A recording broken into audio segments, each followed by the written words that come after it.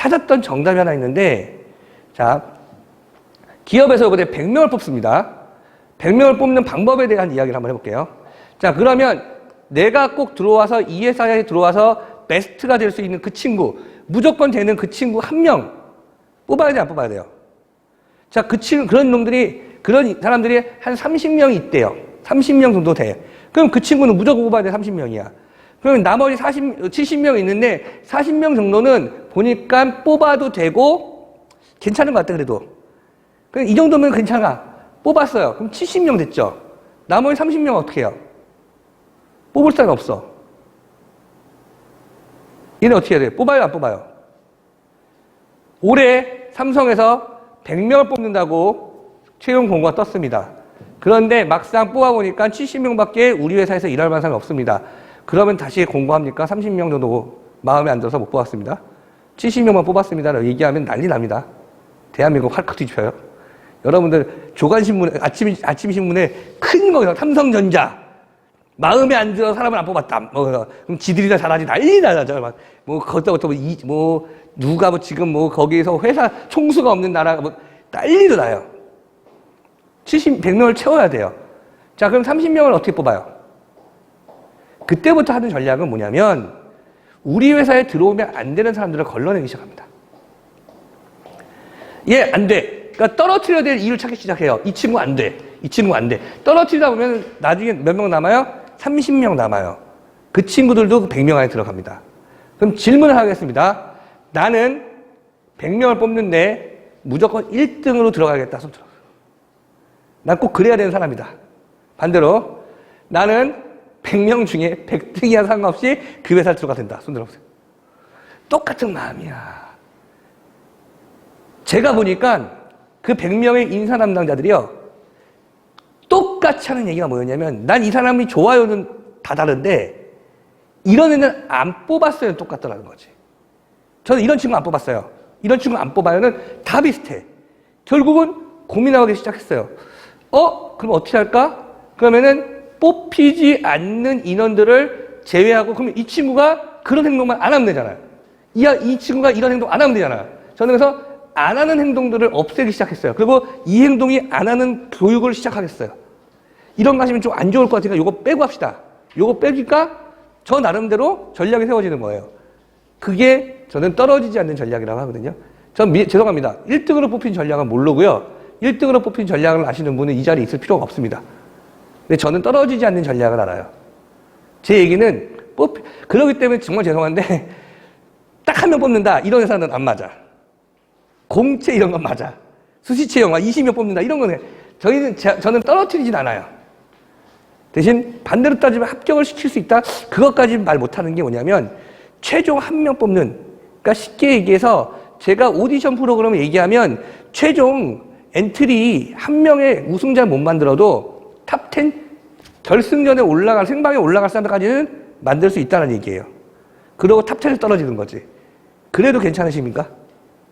그렇다라고 하면 조금 오늘 제 얘기를 정리해 주시면 됩니다. 자, 변한 거와 변하지 않는 게 있다면 변했던 거는 뭐냐면 채용 방식이 변했지 인재를 어떤 사람 채용하겠다는 건 변하지 않았어요. 그들이 좋아하는 사람, 그들이 뽑아야 되는 사람, 이런 사람 갖고 일을 해야 되는 그 내용은 변한 게 없습니다. 근데 그 사람을 채용하는 방식 자체가 변했어요. 왜 변했을까요?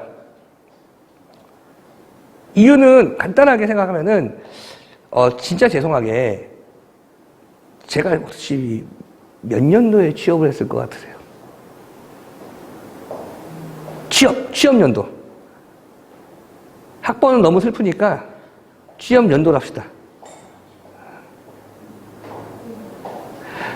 참고로 말씀드리면 제가 취업한 연도에는 대한민국에 엄청난 일이 발생했습니다. 여러분도 모를 수 없는 일. 여러분이 겪지 않았지만. 네. 뭐였죠? 저는 97년 10월 1일자로 취업을 했고요. 제가 들어갔던 회사는 포스코였습니다. 포항제철 들어갔는데 포스코 지금 정확히 따르면 포스틸이라는 회사였어요. 그 포스코 지금 PNS에서 포스코 대우라고 바뀐 회사인데 그 회사에 저는 체육을 전공했고요. 건강관리센터에서 일을 했어요. 그런데 전국 체육대학 학생 한 명 뽑을 때 들어갔거든요. 그 얘기는 좀 이따 다시 한번 해드릴게요. 자, 그런데 10월 1일자 들어갔는데 11월에 터졌잖아요. 정말 눈물 나더라고요. 잘리진 않았어요. 그 계속 일을 하긴 했는데 그때는 저는 취업센터라는 걸 자체가 아예 없었기 때문에 어떤 식으로 이력서를 써야 될지 어떤 식으로 자기소개서를 써야 될지 몰랐단 말이에요. 그냥 쓴 거야. 그때는 성장과정 쓰라고 하면 진짜 우리 엄마 아빠 썼어. 그렇게 써야 되는지 알던 시절이야. 그런데 그걸 안 본다는 얘기를 누가 외부에서 하는 게 아니라 점점 인사 담당자는 안 본다는 얘기를 하기 시작하고 그게 교육화되고 그러니까 여러분들이 저희 같은 전문 컨설턴트한테 배워와. 그러니까 어떻게 돼? 우리는 뽑고 싶어하는 사람이 일 잘하는 사람, 또 함께 조직과 협력하는 사람, 함께하는 사람을 뽑고 싶어하는데 자꾸 그게 꾸며져서 면접 상황에서는 그렇게 안 보이게끔 만들어 오잖아요. 진짜 정말 죄송한 얘기 하나 할까요? 저는 여러분들 들어가서 회사에서 잘 되고 어떤 일을 발생하고 이런 부분에 대해서 전혀 상관없는 사람이에요. 사실 저희는 여러분들이 취업하는 데까지만 책임을 지고 취업하시면 너무 감사한 거죠. 그리고 그거에 대한 어떤 우리는 그 보상을 받는 사람은 맞잖아요. 거기까지 책임질 이유는 없어. 그래서 저는 그 얘기 많이 하거든요. 그러니까 인사 담당자들은 와서 하는 강의는 맞아요. 야, 너희 그래서 회사 가서 일할 수 있을 것 같아? 그런 마인드 갖고 회사에서 일 못해. 왜냐하면 그분들은 사람을 뽑아놓고 그 이후까지 책임을 져야 되고 회사가 성장하는 데 책임을 져야 되는 사람이라면 저는 아니거든요. 저는 어떤 사람이에요? 들어가는 데까지만 책임지는 사람입니다. 그래서 여러분들한테 얘기하는 건 들어갈 수 있는 전략에 대해서 이야기를 할 거고요. 그래서 보니까 채용 방식이 계속 바뀌는 게 왜냐하면 우리 같은 사람들이 꾸며서 보내고 꾸며서 보내고 꾸며서 보내니까. 그러니까 우리가 이렇게 꾸며서 보내니까 이걸 고치고 이걸 고치고 이걸 고치고 계속 바뀌기 시작하는 거죠. 자, 이런 부분에 대해서 이야기를 할 건데요. 인재 평가 기준을 점수화시키는 부분이 다르긴 하지만 평가를 하는 기준은 똑같습니다. 변하잖아요. 그런데 자꾸 AI 면접이 왜 나오죠? AI 면접이 왜 만들어졌을까요? 아주 간단하게 생각하시면 AI 면접이 왜 만들어졌다고 생각하세요? 정답을 알고 있는 건 아니에요. 저도. 평가 기준이 사람마다 모두 다르기 때문입니다. 자, 질문을 아주 재미있는 질문 하나 할게요. 좋아하는 음식을 먹으러 갔는데 내가 제일 좋아하는 음식 반찬이 있고요. 내가 이렇게 그냥 먹는 반찬이 있어요. 제일 좋아하는 반찬을 가장 먼저 먹는 사람 손 들어보세요. 가장 늦게 먹는 사람 손 들어보세요. 저도 가장 늦게 먹거든요. 가장 먼저 드시죠. 왜? 또 가장 늦게 먹는 사람들은 아껴 먹는 거잖아요. 저도 근데 누가 맞은 거야? 누가 틀리고? 근데 시스템상에는 먼저 먹으라고 돼 있어. 예를 들어서 제일 좋아하는 음식은 어떻게 따지면 코스 요리 시키면 에피타이저부터 쭉 나와가지고 메인 메뉴는 뭐 언제쯤 나오고 이런 것도 이제 메인 메뉴가 나오는 타임이 가장 그 음식의 식욕을 돋굴 수 있는 이거를 순서를 정해서 만들잖아요, 사실은. 근데 어쩔 때는 그러면 짜증나지 막 안 나와가지고 빨리 먹고 싶은데 사람 마음이 다 다른 거예요. 그런데 그런 어떤 코스라든지 프로세스를 딱딱딱딱딱 만들어 놨는데 자꾸 사람들이 자기가 원하는 선택을 하는 거지. 그 맛있는 음식 나중에 먹으라고 해도 그 사람은 진짜 먹어야 되는 거야. 식으면 맛없으니까. 그러니까 그 사람은 그때 먹어. 그걸 자꾸 바뀌지 않으니까 AI라는 시스템이 넣는 거예요. 왜? 사람들은 평가 기준이 다 다르기 때문에. 아무리 체크리스트를 만들어 온다고 할지라도. 자, 그런 부분이 있다는 걸 참고해 주시면 좋겠습니다. 자, 그러면 상위 30%는 어떤 느낌이냐면 인사 담당자를 상위 30% 뽑았다. 그렇게 뽑았으면 만족해 할 것 같아요? 불안합니다. 이유는 내가 마음에 들어하는 상위 30%인데 딴 기업에서 마음에 안 들어 할까? 그럼 그 친구는 우리 회사만 지원했을까? 아니죠. 대표적인 예로 여러분들 이제 자, 우리 항공사 얘기를 한번 해볼게요. 대한민국에서 이제 여학생들이 좀 이제 많이들 지원했던 것들을 보면은 약간 승무원이라는 직업이 있어요. 대한항공과 아시아나항공 있죠. 거기 중에 어디가 더 좋은 거죠? 대한항공 승무원이 더 좋아요? 아시아나 승무원이 더 좋아요? 사람마다 조금씩 다를 수 있지만 여러분이 생각했을 때는 둘 다 합격하면 어디 가겠어요? 대한항공. 기본적으로 회사가 더 크니까 대한항공 간다는 생각을 많이 해요. 맞아요. 그러면 아시아나 항공은 대한항공 떨어진 애 받고 싶겠어요? 그거와 상관없이 우리 회사 지원하는 애를 받고 싶었어요. 둘 다 합격했을 때 우리 회사 올해를 뽑고 싶겠어요? 대한항공 떨어져서 우리 회사 오는 애를 뽑고 싶겠어요? 아시아나가. 당연히 둘 다 합격했을 때 아시아나를 지원한 사람을 뽑고 싶어 하는 건 당연합니다. 맞죠? 그런데 그렇게 따지면 그 사람을 걸러내는 작업을 해야 돼서 굉장히 아시아나 이력서 자기소개서는 항목이 많아요. 대한항공보다. 나중에 보시면 알겠지만. 자, 그런데 그래서 꼭 그들이 하는 것 중에 하나가 뭐냐면 공채를 같이 돼. 거의 비슷한 타임에. 뭘 떨어지고 이걸 보지 않게끔 하려고 해서 비슷한 타임에 거의 내서 왜? 그런데 진에어나 에어부산 이런 데들 작은 어떤 회사 걔네들은 메이저급이랑 같이 내서 상대하면 될까 안 될까? 미안한 얘기지만 거기는 어쩔 수 없이 떨어진 애를 받아야 돼요. 그렇죠?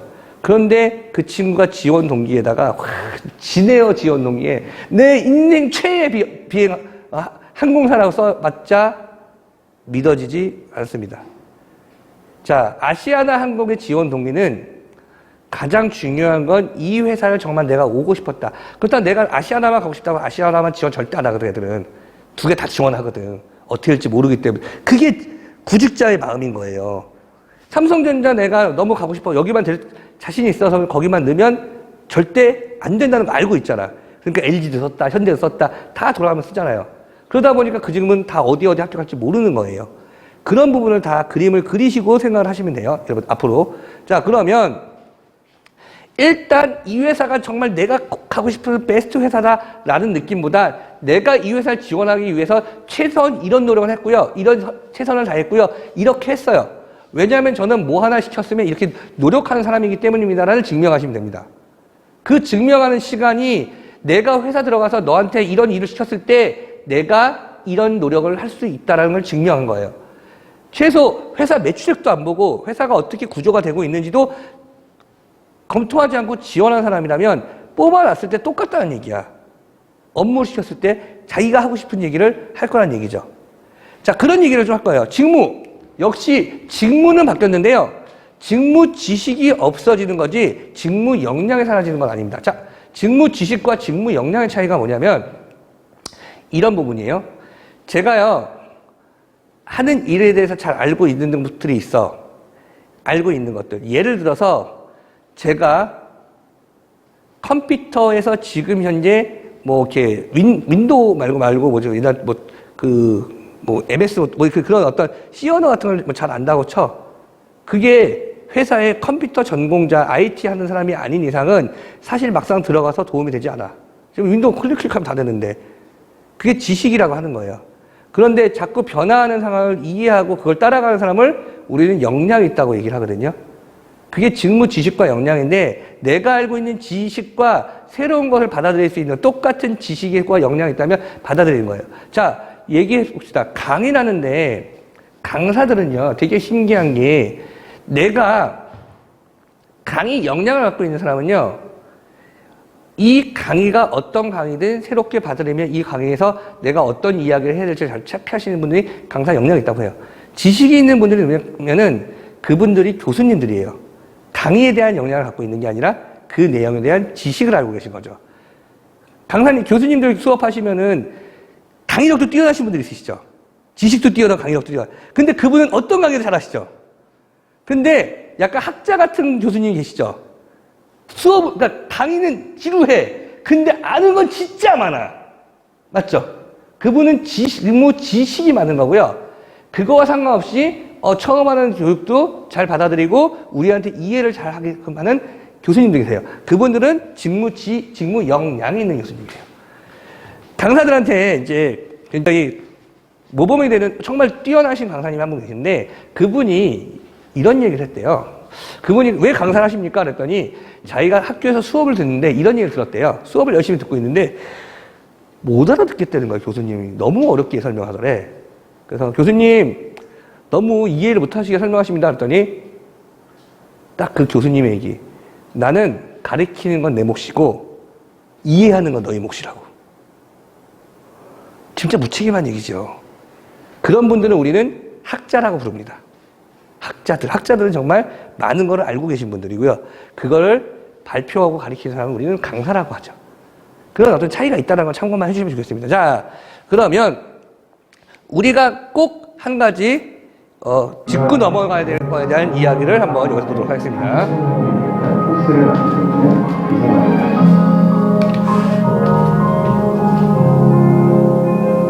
저는 원래 창업하기 전에는 치과에 다녔는데요. 독서 모임을 하는 친구들과 이제 송년회를 하는데 기분이 이상한 거예요. 정확히 1년 전에 같은 자리에서, 같은 테이블에서, 같은 사람들과 송년회를 했었다는 것을 깨닫게 된 거예요. 그 지난 1년이 한 5분처럼 느껴지는 거예요. 즐거운 자리였는데도 불구하고 저는 무서웠어요. 아, 인생이 굉장히 짧구나. 60년, 70년 남은 것 같지만 지나고 나서 길을 돌아보면 5분, 10분 정도의 짧은 시간밖에 안 되는 것처럼 느껴지겠구나. 아, 지금부터는 하고 싶은 것만 하고 살아야겠다. 제가 직접 만나는 환자들의 삶을 개선시키고 행복하게 해주는 것도 저는 굉장히 보람이 있었지만 만날 수 없는 범위에 있는 전 세계에 있는 그리고 대한민국 사람 모두의 삶을 더 낫게 만들 수 있다.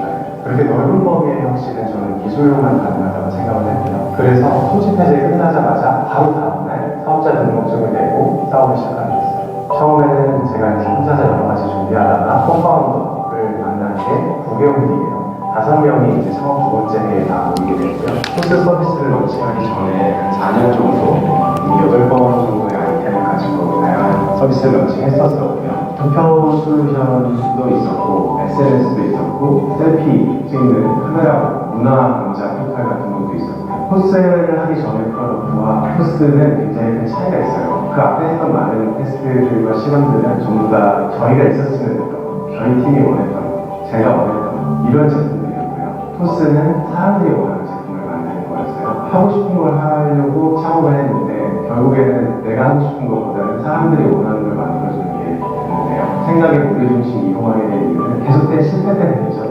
실패를 계속하면서 더 자기 자신도 발견하고 어떻게 사업이 돼야 되는지도 절실하게 배우게 되는 것 같아요. 사람들이 원하는 걸 들을 수 있는 마음의 어떤 비움을 하게 되니까 아, 내가 원하는 것보다 사람들이 원하는 건 이런 거구나. 사람들이 원하는 걸 만들고 싶어. 그게 더 좋아. 이런 생각을 하게 됐죠. 그 연기의 실패들이 저로 하여금 좀 사람들의 소리를 들을 수 있게 했던 것 같아요. 실제로 그래서 저희가 창업하고 4년 만에 처음으로 사람들의 불편함을 수습하는 그런 일을 하게 됐었어요. 그전에는 맨날 저희 팀끼리 모여서 야 이런 제품 있으면 어떨까? 이런 거 어떨 것 같아? 이런 거 사업 기회가 될까 안 될까? 저희 팀 내에서 맨날 얘기하고 있었거든요. 근데 이제 그렇게 여러 번 실패를 하고 나니까 그래서 사람들이 원하는 게 뭐지? 라는 생각을 가지게 됐어요. 그래서 저희 팀원들이 더 이상 회사에 출근하지 않고 모두 뿔뿔이 흩어져서 서울의 각 지역으로 갔어요. 신촌, 강남, 홍대, 가락시장 이런 데를 가면서 그 하루 종일 거기에 앉아서 사람들을 관찰하는 시간을 가지게 됐어요. 저희 팀에서는 그걸 포스트 프로토콜이라고 불렀는데 전부 다 흩어져서 사람들만 관찰하고 다니고 맨날 커피숍에 가서 커피 마시는 사람들 관찰한 기록들을 가지고 오고 그래서 3일에 한 번씩 모여서 사람들을 이러고 살더라. 이런 불편함이 있더라. 그래서 난 이런 아이템을 생각하게 됐다. 이런 기간을 3개월을 가지게 됐습니다. 그 3개월의 과정을 통해서 저희가 100여 개의 아이템을 가지게 됐고 그 아이템 중에서 6번째로 발휘하는 게 토스 서비스거든요. 드리고 싶은 얘기는 두 가지인데요. 본인이 만들고 싶은 아이템 만들지 말고 사람들이 뭘 원하는지 사람들의 목소리에 귀를 기울여봐라 라는 겁니다. 물론 창업을 처음 했을 때는 자기가 하고 싶은 아이템이 있었을 거고 꼭 세상에 나왔으면 하는 어떤 서비스의 모습이 분명히 있을 거예요. 그리고 그게 나의 자식 같기 때문에 그 아이템을 포기한다는 거는 사실 절벽에서 뛰어내리는 그런 기분이 분명히 들 겁니다. 저도 그걸 8번이나 경험을 했고요. 하지만 실제로 결국 우리가 하려는 거는 사람들이 필요로 하는 풍요를 세상에 공급하는 것이 제가 원하는 대로 세상에 나가는 게 아니기 때문에 아이템을 선정하고 고민하는 데 있어서 사람들의 목소리를 들어서 사람들이 원하는 게 뭔지를 결정하는 거, 고민하는 거. 그게 아마 제일 중요한 말씀입니다. 자, 토스를 만든 이제 이승건 대표인데요. 토스 혹시 사용하신 분 있으시나요? 사실 저는 사용 안 하거든요. 사용하세요? 어떨 때 가장 많이 사용하세요? 친구들 n분의 1 할 때 제일 토스가 n분의 1 할 때는 짱이죠. 사실은. 그러니까 저도 잘 안 사용하는 이유가 이제 나이가 있다 보니까 우린 n분의 1 개념보다는 누군가 쏘는 개념이 더 많아. 돌아가면서 쏘는 거지. 그래서 직급이 높은 사람은 더 많은 거 쏘고 낮은 애들은 커피 쏘고 이런 어떤 약간의 그런 재미있는데 학생들 같은 경우 토스를 진짜 많이 쓰더라고요. 저는 몰랐었어요. 근데 내가 안 쓰는 거 보니까 나는 그렇게 큰 기업인지 몰랐는데 알아보니까 대한민국 유니콘 기업 중에 하나예요. 유니콘 기업의 특징 아시는 건 뭔지 아시나요? 스타트 기업으로 시작해서요, 매출 1조 원이 넘어간 기업을 우리는 유니콘 기업이라고 해요. 갑작스럽게 성장해서, 그러니까 매출이 1조 원이 넘는 거야. 근데 토스 이전과 토스 이후가 가장 큰 차이가 뭐라고 했죠? 토스 이전과 토스 이후의 가장 큰 차이. 아, 그거 들으라고 틀어준 건데, 예, 왜 틀어준지는 인식 못했군요. 토스 이전은 뭐였어요? 내가 만들고 싶은 걸 만들었어. 내가 팔고 싶은 걸 만들고, 내가 만들고 싶은, 내가 개발하고 싶은 솔루션 만들었어요. 토스 이후는요? 사람들이 원하는 걸 만들었다 그랬지. 가장 큰 핵심입니다. 그래서 저는 뭘 했다 그랬어요? 토스 이전엔 그냥 우리가 모여서 회의해서, 야, 이번에 어떤 걸 만들어 볼까? 사람들이 이런 걸 좋아할 거야. 라고 좋아할 거야 라는 어떤 물음표, 확실하지 않은, 그런데 기업, 아까 제가 얘기했었던 건 똑같아. 인사 담당자는 이런 사람을 좋아해. 내가 좋아하네. 이런 애가 일을 잘해. 라는 생각을 했던 거죠. 그래서 그게 뽑았는데 그게 아니더라는 거지. 그래서 중요한 건 뭐야? 그냥 우리끼리 회의하지 말고 돌아다니는 거죠. 사람들의 정보를 흡수할 수 있는 곳에 앉아서 몇 시간씩, 그냥 아는 거는 뭐냐면, 뭐 인터뷰 했겠어요? 앉아서 그냥 들었겠지. 너 들으면서니, 아, 얘들은 뭐야. 그러다 보니까 n분의 1 하는 애들도 많이 보이고, 야, 요번에 그런 거 제일 많이 하는 게 이제 카드 서로 긁고. 이런 걸 계속 보면서, 아, 이게 좀 빨리 했으면 좋겠어. 아우, 귀찮지 않아? 요거 네가 낼래? 야, 현금이니 얼마신데? 막 이런 모습을 보면서 귀찮다라는 생각, 이런 수많은 생각들을 가지게 됐을 겁니다.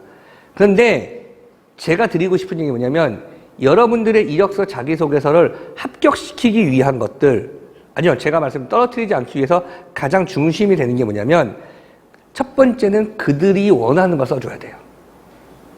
그들이 원하는 게 무엇이든 그걸 써주시는 게 맞아요. 내가 쓰고 싶은 얘기를 쓰는 게 아니에요. 이력서 자기소개서는. 그런데 나는 어떤 사람이다 라고 써봤자 소용이 없습니다. 그렇기 때문에 회사에 대한 이야기를 쓰는데, 자, 그러면 제가 직무에 대한 이야기 말고 이제 그 얘기를 한번 해보도록 할게요. 자, 기업 분석에 대한 이야기를 해볼 건데요. 기업 분석을 하기 위해서 제가 오늘 여러분들하고 몇 군데 사이트를 함께 들어가 볼 겁니다. 연습을 해볼 건데, 자, 기업 분석 할 거예요. 기업 분석은 이력서와 자기소개서, 그것을 쓰기 위해서 하는 사이트가 맞죠. 그걸로 해서 기업 분석하는 거죠. 죄송합니다. 그러면 첫 번째가, 내가 지원하는 회사가 A, 삼성이든 현대든 LG든 내가 가장 먼저 해야 되는 행동이 뭘까요?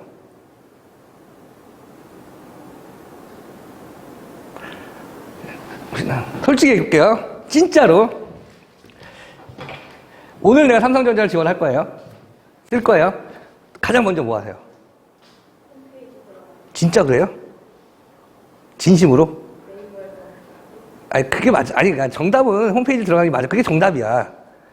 근데 뭐 하지, 사람들은? 자소서 항목을 먼저 구하거든. 뭐냐면, 제게 지금까지 있었던 일이에요. 홈페이지 한번 들어가 봤냐가 아니라, 홈페이지 들어가는 게 아니라, 어딜 들어가요? 자소서 항목이 뭐인지부터 뒤져봐요. 회사에 들어가고 싶으면, 맞아요. 자소서 항목을 물어보고 그 항목에서 하고 싶은 일 찾는 게 아니라, 일단은 그래도 뭔가 그 사람이 궁금하면 일단 그 회사에 들어가기 위해서 어떻게 해야 돼요? 회사에 원하는 걸 찾아야 되는 거죠. 그러면 홈페이지에 들어가는 게 우선이, 제1은 홈페이지입니다. 자, 그러면 우리가 한 개 기업의 홈페이지를 함께 같이 한번 들어가 보도록 하겠습니다.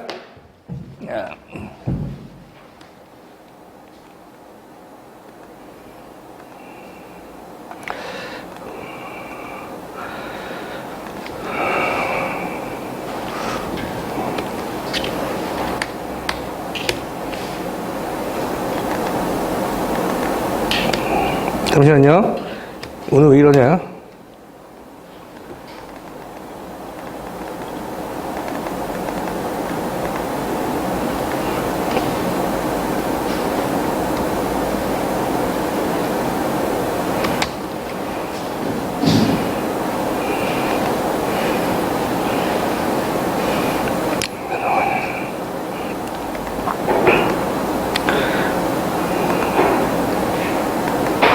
자, 보이시죠? 이제 홈페이지 한번 들어가 볼게요.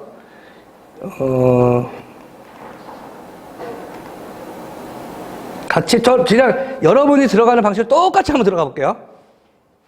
잠깐만요.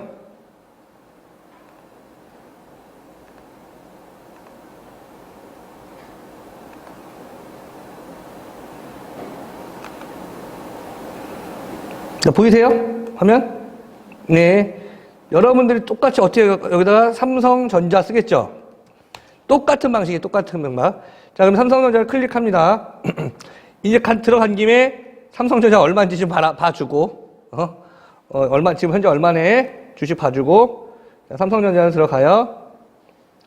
자, 들어가시면, 우리가 삼성전자를 검색하면 일단 기본적으로 삼성은 뭘 갖고 있는 회사냐면 이렇게 내가 물건을 파는 회사이기 때문에 내가 파는 물건들이 홍보가 되어 있는 게 훨씬 더 많아요. 그렇죠? 여기서 우리는 찾아야 되는 게 뭐야? 이게 검색하고 누르고 있을 이유가 없죠. 빠르게 찾아서 해야 되는 건 뭐냐면 회사 소개예요. 근데 회사 소개 위치가 어디 있을지도 모릅니다. 다 다르기 때문에. 그러니까 회사 소개를 클릭하시고 누르시면 회사 소개 홈페이지를 넘어가시면 이렇게 회사에 대한 비전이 다 나와요. 그러면 우리가 봐야 되는 건 비전, 사업정보, 지속가능 경영, 기업정보 이 4개의 카테고리에서 해야 될 걸 찾아야겠죠. 그럼 첫 번째 클릭해 봅시다. 자, 그러면 경영 철학과 목표, 핵심 가치, 경영 원칙이 있습니다. 이런 것들을 이제 적어 놓던지 캡처해 놓는 거예요. 인재 기술과 바탕으로 최고의 제출을 가치책, 이런 단어들은 얘네가 쓴 거잖아요. 그럼 예를 들어서 이력서 자기소개 쓸 때 밑에 인류사회 공헌한다라고 했을 때 저는 이런 어떤 뭐 예를 들어 지원 동기든 아니면 자기소개든 저는 이런 걸 통해서 뭐 인류사회에 공헌하고 싶습니다. 이런 식의 마무리 같은 단어에 이런 단어를 넣어주면은 그래도 조금이라도 좋은 거예요. 이게 지원 동기면 되지 않아. 인류사회에 공헌하기 위해서 지원 동기, 이거는 말이 안 되는 지원 동기고 이런 단어들은 지원 입사 서류 마지막에 맞게 마무리할 때, 예? 인재기술과 바탕으로 뭐 이런 단어도 있잖아요. 이런 단어들 같은 경우는 이력서 자기소개서 쓸 때 틈틈이 넣어주시면 되게 좋은 단어들이에요. 자, 그러면 핵심 가치를 봤을 때 핵심 가치가 경영철학이라고 되어 있습니다. 자, 그러면 인재제일, 최고지향, 변화선도, 정도경영, 상생추구 이게 5가지가 우리가 말하는 기업의 인재상이라고 부르는 부분들이에요. 자, 인재제일, 기업은 사람이다. 이게요, 원래 한 가지 물어보겠습니다. 삼성을 창업한 창업주가 누구시죠? 나 이거 안 하면 얘기 안 할래, 진짜. 삼성 창업주 누구세요? 삼성 창업주. 자, 맞히신 분. 그 확신이 없어요. 이병철 회장님 맞으세요. 이병철 회장님은 어떤 얘기를 하셨냐면 사람을 자기는 평생 삼성을 키우는데 노력한 적은 없대요. 사람을 키우는데 노력했다라. 그러니까 자기는 삼성이라는 기업을 키운 게 아니라 사람을 키웠다. 그랬더니 그 사람이 삼성이라는 기업을 키우더라가 이병철 회장님의 본인의 얘기예요. 실제로 삼성전자는 인재를 양성하는 데 가장 큰 핵심 가치를 두고 있고요. 한 명이 2만 명을 먹여 살린다라는 핵심 조치를 갖고 있어서 사람을 뽑습니다. 자, 그러면 최고 지향, 변화선도 이런 데가 되겠죠. 그 다음에 경영 원칙. 이런 단어를 한번 봅시다. 법과 윤리 준수한다. 깨끗한 조직 문화 유지한다. 고객 주주 종업원 존중한다.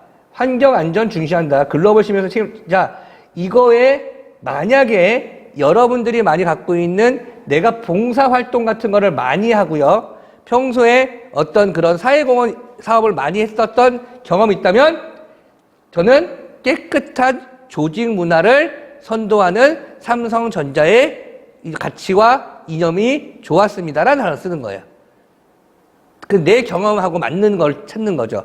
내 경험 자체가 법과 윤리를 굉장히 준수하는데 저는 작은 것도 내가 먼저 지키는 것이 중요하다고 생각합니다. 그런 의미에서 법과 윤리를 준수하는 것을 제1 경영 원칙으로 얘기하는 삼성전자의 원칙이 제 마음을 움직였습니다라는 단어로 시작하는 거라는 거죠. 대신 그렇게 단어로 끝나면 되는 것이 아니라 분명히 내가 가지고 있는 가치관이나 내가 했던 경험사항이 거기에 맞아야 되는 거예요. 그냥 무조건 쓰는 게 아니라 그러면 내가 내 사례를 먼저 그러니까 정리를 해야겠죠.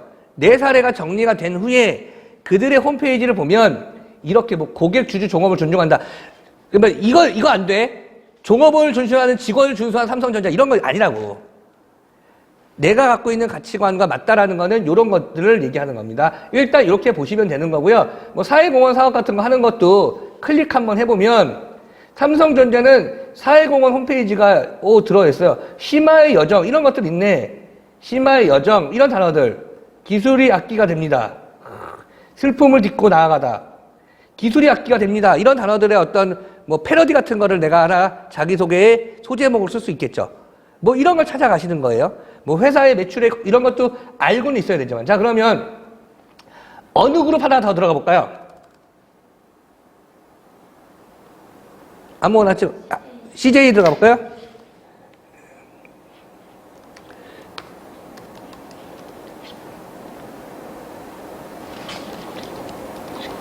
자, CJ 그룹 한번 들어가 볼게요. CJ 그룹. 자, 근데 CJ 그룹 혹시 창업자가 누구죠? CJ 가고 싶어요? 자, 이거 재밌는 얘기 하나 할게요. CJ, 이거 뭐라고 안 할 테니까 제발 좀 이렇게 웃으면서 받아줬으면 좋겠어. 막 째려보면 먼저 CJ 가고 싶으세요? 좋은 그룹, 좋아하는 그룹이에요? CJ가 여대생들이 제일 좋아하는 그룹 중에 하나예요. 특징 중에 하나가. CJ 그룹의 특징이 뭐가 있었죠? CJ 창립자. 잘 모르죠? 이게 우리가 기업 분석을 해야 되는 이유 중에 하나예요. CJ그룹의 창립자라고 생각하면 CJ그룹이라는 이름을 창립하신 분은 이맹희 회장님이시고요. CJ를 만든 거는 CJ 제일제당에서 시작을 했거든요. 제일제당을 만든 사람은 이병철 회장이에요. 여러분이 알고 있는 삼성전자의 회장이신 이건희 회장이 이병철 회장의 셋째 아들이고요. 첫째 아들이 이맹희예요. 쉽게 얘기해서 삼성에서 만든 회사에서 제일제당 하나 띄워주고 빼버린 거예요. 삼성이라는 기업을 셋째를 주고 야, 너 이거 먹고 떨어져가 CJ였던 거야, 사실은. 그게 알고 있는 CJ그룹이야. 그러니까 제가 얘기하는 기업 분석을 많이 하려는 얘기가 아니라 그래도 이 정도의 스토리는 알고 있어야 내가 지원하는 회사를 알고 있다는 얘기예요. 그러니까 뭐라고 한 건 절대 아니에요. 그냥 CJ를 얘기해서 말씀을 드린 거예요. 자, 그럼 CJ를 한번 봅시다. CJ를 딱 쳤더니 CJ그룹에 처음 이제 나온 게 뭐니까 문화로서 세상을 바꾼다 막 이렇게 나와 있어요. 여기서 이제 회사 소개를 한번 찾아봅시다. 저도 처음 들어가 봐요. 안 보이죠? 아, 여기 있네요. CJ 소개가 있네요. 클릭 한번 해볼까요? CJ 올리원 정신으로 세계인의 문화를 만들어 간다. 여기는 문화가 굉장히 많이 들어있어요. 이재현 회장, 뭐 송영시장 있네요. 이재현 회장이 그러니까 엄밀히 따지면 이병철 삼성 창립자의 장손인 거예요. 이맹희 회장의 첫째 아들이니까. 첫째, 장남의 장남이니까. 어떻게 따지면 삼성가의 첫째인 거예요. 자, 그러면 연혁, 이렇게 있죠. 연혁을 들어오면은 60년대 이렇게 나와 있네요. 설탕 공장인 제일제당에서 시작했어요. 제일제당의 삼성에서 시작한 거는 참고로 한번 해주셨으면 좋겠죠. 계열사가 나와 있고요. 자, 여기가 윤리 경영, 글로벌 CJ 있네. 글로벌 CJ를 클릭해 볼까요? 그랬더니 글로벌 생활 속의 구심점 중국 이렇게 있고요. 자, 이제 이런 걸 한 번씩 찾아봅시다. 계속 윤리 경영. 자, 윤리 경영 사이트가 바로 하나 나와 있네. 그럼 사이트 바로 가게 클릭하겠죠. 일단은 그러면 윤리 경영. 자, CJ가 아까 뭐라고 했냐면 문화였어, 문화. 계속적인 뭐냐면 생활 문화 기업. 지속 가능 생활 문화. CJ가 삼성에서 벗어나면서부터 그들은 삼성하고 사업들이 겹치지가 않아요. 그래서 보면은 생활 뭐 가전 이런 게 아니라 생활 문화 콘텐츠 이쪽으로 많이 합니다. 이제 이런 것들은 이제 걸어온 길 이런 걸 다 클릭해 보시면 나한테 맞아 떨어지는 게 있거든요. 그런 걸 찾으시는 게 가장 우선이에요. 먼저 올리원이라는 단어 되게 많이 쓰네요. 올리원. CJ 올리원.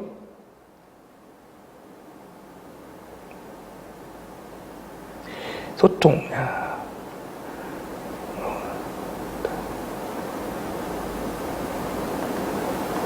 여기 있죠. 제일 재난 93년 삼성그룹으로부터 분리하여 독립 경험을 시작한 지 적용 철학 이런 거 써있죠. 이런 거 한번 확인하시는 거예요. 자, 그 다음에 보시면서 쭉 찾아봅니다. 자, 이제 두 번째, 이때 제가 이거는 나중에 같이 시간 되면 다시 보도록 하고, 자, 그러면 이제 CJ를 봤습니다. 그 다음에 이제 볼 게 어디냐면, 저는 여러분들 다트 사이트라고 부르는 그 전자공시 사이트, 전자공시. 자, 공시를 쓰면 이렇게 금융감독원 정자공지 사이트 시스템 써요. 들어가요. 다트 사이트라고 불러요, 이거를. 자, 들어가죠? 그럼 여기에 우리 한번 안 해봤던 데 하나 쳐볼까요? 현대 자동차 한번 해볼게요. 현대 자동차 검색하시면 쭉 뜨는데 여기에 정시, 공시, 그 다음에 주요사항 보고 이런 걸, 그 다음에 사업보고서, 반기보고서 이런 걸 검색 한번 해보세요. 그리고 다시 검색을 누르시면 이렇게 현대자동차 사업보고서라고 떠요. 이걸 클릭하십니다. 클릭하면 사업보고서 이렇게 떠요. 이걸 보는 게 아니라 이제 이쪽에서 쭉 보는 거죠. 회사의 개요. 그러면 이제 이렇게 회사가 이렇게 한다. 회사의 연역. 이러면 쭉 이때부터 만들어질 때부터 내용이 쭉 나와요. 그렇죠? 자, 자본금 변동사항 이런 거 하실 필요 없고 배당. 자, 사업의 내용을 저는 참고하시라고 많이 말씀드려요. 사업의 내용 하시면 자, 생각보다 차량 부분이 있고요. 금융 부분이 있네요. 현대자동차는요. 현대캐피탈이라는 금융회사를 끼고 있습니다. 왜 끼고 있을까요? 생각보다 여러분이 생각하는 것보다 현대자동차는요. 여기 써있기에는 차량이 78%, 금융이 15% 써있는데 실제로 많은 사람들이 현대자동차가 돈을 버는 거는 금융이래요. 현대캐피탈. 왜? 자동차 혹시 사신 분 집에 사셔. 차 어떻게 사죠? 할부로 사잖아요, 거의. 일시불로 사는 사람 생각보다 없어요. 할부로 사는데 할부로 사게 되면 할부는 어떻게 되면은 현대자동차의 돈을 우리가 나눠주는 게 아니라 현대캐피탈이라는 회사에서 차값을 지불해버려요. 차값을 지불하고 그 차값을 지불한 거에 대한 우리가 그 캐피탈에서 돈을 빌려서 그걸 돈 주는 거야. 그리고 이 캐피탈의 돈을 우리가 매달 쪼개서 내는 거야. 그럼 뭘 내요? 이자를 내죠. 그래서 사실은 현대자동차는 다른 건 나도 현대캐피탈을 가지고 있어요. 왜? 거기서 하는 수익이 정말 알짜거든. 자동차에서 버는 게 아니라. 왜? 자동차 만들었다가 실패하는 것도 많거든요. 안 팔리는 것도 많고. 자동차를 만들었다가 실패돼서 뭐 AS 이런 것도 많고, 리콜도 많고. 그러다 보니까 금융회사는 그런 게 없잖아요. 리콜 이런 게 없잖아요. 돈만 주면 되니까 거기에 이자는 그래도 꼬박꼬박 들어가기 때문에 그 왜 잘못됐다고 캐피탈에서 빌린 돈을 우리는 안 갚진 않거든요. 그런 부분을 해서 캐피탈을 많이 이용합니다. 자, 이런 내용들을 보시는 거예요. 사업의 개요. 사업은 이런 것들이 있고요. 그 다음에 이제 재무 내용들이 있고요. 이 여기 내용을 쭉 전문가 확인 한번 볼까요? 없고 이해관계 없네요. 자, 이런 거를 한 번씩은 다 클릭해 보세요. 클릭하다 보면 여러분들이 가져가고 싶은 내용들이 생각보다 많습니다. 자, 그리고 그 다음에 제가 꼭 검색해 보라는 게 뭐냐면 유튜브를 들어가세요. 유튜브.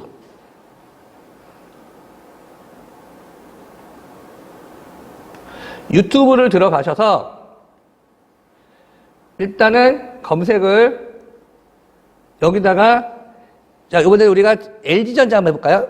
잠깐 LG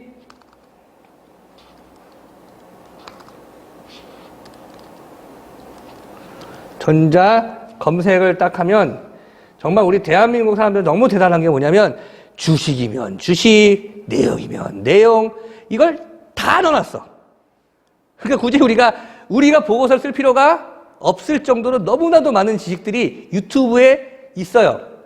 그러면 야, 뭐 보니까 지금 뭐 삼성전자 그래서 뭐 주식 얘기도 나와 있고 주식 전망뿐만 아니라 뭐 실적 및 전망 이런 거 있네. 그러면 2개월 전에 쓴 거잖아. 그럼 2개월 전에 썼던 현장을 보시는 거 한번 클릭해 보는 거야. 그리고 이제 얘기를 들어보는 거예요. This is Tyler. Tyler with Brenner's Help is writing an email to his boss. An email. 이런 광고 넘겨주고 안녕하세요. 공부하고 투자하자. 오늘은 LG전 자. 동안 매출을 자, 이런 매출 같은 거 바로 알 수 있는 거죠. 그러니까 이런 것들을 한 번씩은 봐주라는 거죠. 그래서 보면 굉장히 유튜브를 비교하면 어떤 강사들은 기업 분석, 이력서 자기소개서 쓰기 위한 LG전사 분석 이런 것도 다 올려놨어요. 일단 찾아보시는 게 우선이에요. 자, 그리고 나서 제가 선생님들께, 여러분들께 해보는 인크루트라는 데를 들어가세요.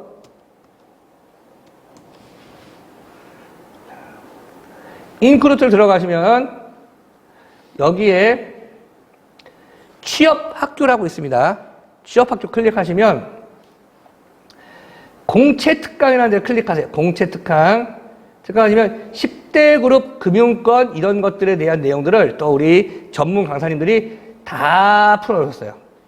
중간에 보시면 LG 채용 합격 전략, 현대자동차 합격 자소서 작성법, 하나채용 합격 전략. 이 내용들이 뭐냐면 이분들은 이런 기업 분석을 통해서 여기에 쓰면 좋겠던 내용들을 다 나왔어요. 무료입니다. 회원가입만 하면 무료이기 때문에 요 4가지 정도 해주시면 굉장히 큰 도움이 될 거예요.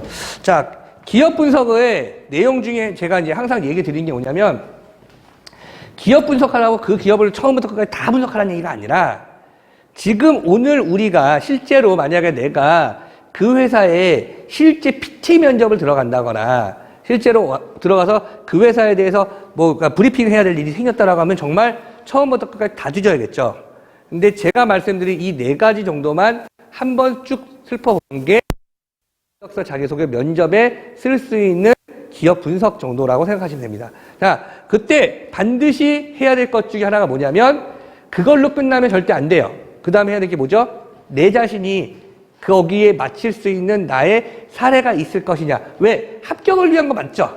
만약에 여러분들 그게 아니라 공모전이라든지 기업 분석 공모전이라든지 이런 부분이라고 했다면 그 부분은 조금 다 다르겠어요. 다른 데를 들어가셔야 되고 거기에 있는 뉴스 들어야 되고 거기서 있는 회사가 나고 있는 예를 들어서 삼성전자라는 검색을 해서 조금 더 얘기하면은 여러분들 그 구글에 들어가서 구글 알림이 같은 거 해서 그런 것도 있어. 구글 알림에 등록을 하는데 예를 들어서 뉴스에 삼성이나 LG나 현대나 이런 데서 하는 어떤 이슈가 되는 뉴스를 등록을 시켜 놓으면은 메일로 와요. 저한테. 메일같이 그런 게 딱 뜨면 메일로 와요. 그런 걸 해가지고 이력서 자기소개 쓸 정도는 아니라는 얘기죠. 아니면 진짜 내가 만약에 그 회사에 분석을 해야 되고 요번에 진짜 이걸 분석해서 내가 이 회사에 대해서 낱낱이 파헤치고 이거에 대한 전문가가 되고 싶다라고 하면 그런 정도를 하셔야 매번 그 뉴스들이 나에게 온다는 거죠. 내가 관심 있는 뉴스에 대한 부분들. 그 채용에 대해도 마찬가지고 채용에 대한 뉴스를 검색을 해놓고 거기다 검색어로 올려놓으시면 본인한테 날라옵니다. 매일같이 구글로. 그러니까 구글 알림이 활용도 굉장히 좋아요. 구글이란 자체가 데이터로 활용하기 때문에 말씀드리는 겁니다. 자, 그런데 실제로 우리는 아직까지는 그렇지 않단 말이에요. 그렇지 않단 말이에요. 그래서 지금 여러분들 제가 드리는 얘기는 사실 기업 분석 방법이 아니에요. 지금 제가 여러분들 계속 말씀드린 건 뭐죠? 기업 분석을 하라는 게 아니라 뭐? 이력서 자기소개서 면접을 쓰기 위한 여러분의 조사는 이 정도면 된다는 거예요. 그리고 나서 그 회사를 파헤치라는 게 아니라 내가 이력서 자기소개서 쓸만한 가치관이라든지 한 이슈가 되면 그거를 하되 그래도 기본적으로 매출액이라든지 어떤 사업을 하는지 이 정도는 알고 있으라는 얘기죠. 기본 베이스. 아까 CJ 같은 경우도 우리 학생이 했는데 몰랐잖아요. 그런 사실 하나 정도는 아는 정도만 수준만 키우면 되죠. 그럼 LG 같은 경우는 어디서 시작한가요? 옛날에 금성이라는 거 알아요? 금성이라는 회사? 럭키금성. 럭키금성의 럭키의 금성의 G 합쳐서 그게 LG가 된 거예요. 그러니까 그런 정도. 선경은, SK가 선경이라는 회사에서 이런 정도의 수준만 알고 있으면 되라는 얘기죠. 자, 그러면 이제 여러분들 채용시장의 변화에 대해서 얘기하는데 지금 현재 우리 채용시장은 항상 얘기하는데 자, 여러분들 4차 산업혁명 시대라고 얘기 많이 하잖아요. 4차 산업혁명이라는 게 뭐죠? 4차 산업혁명. 간단하게 그러니까 제가 지금 여러분들한테 계속 얘기하는 단어를 좀 뿌렸는데 4차 산업혁명이라는 거는 네 번째 산업혁명이라는 얘기예요. 그러면 산업혁명이 뭐냐? 혁명이라는 건요, 세상을 바꾼 걸 혁명이라고 불러요. 그러면 산업으로 인해서 세상이 바뀐 게 산업혁명이에요. 그러면 산업으로 인해서 세상이 바뀐 건데 산업혁명이 지금까지 4번 있었다는 거죠. 첫 번째가 뭐냐면 1차 산업혁명. 그래서 증기기관차가 해서 사람들이 말이 쓰던 거기서 말에서 마력이라는 단어가 나오기 시작했고 몇만 마리의 힘이 발휘하는 힘 이렇게 해서 증기기관을 만들었어요. 자, 2차 산업혁명은 뭘 것 같아요? 이제 예? 전기? 정답입니다. 예. 자, 전기로 인해서 우리가 2차 산업혁명을 만들었는데 2차 산업혁명의 특징이 뭘까요? 그러면 전기로 인해서 전기가 생기면서 바뀐 거는 뭘까요?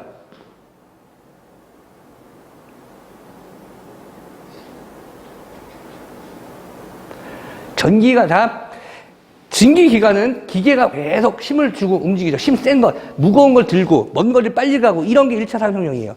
2차 산업 전기는 뭐냐면 대량 생산이라는 게 거죠. 전기가 하면서 컨베이어를 움직이고 이러면서 대량 생산. 그러니까 쉽게 해서 내가 가서 막 뭘로 힘을 할 때 난 그 자리에 서 있으면 그 다음 물건이 와. 넘어가고 물건이 와.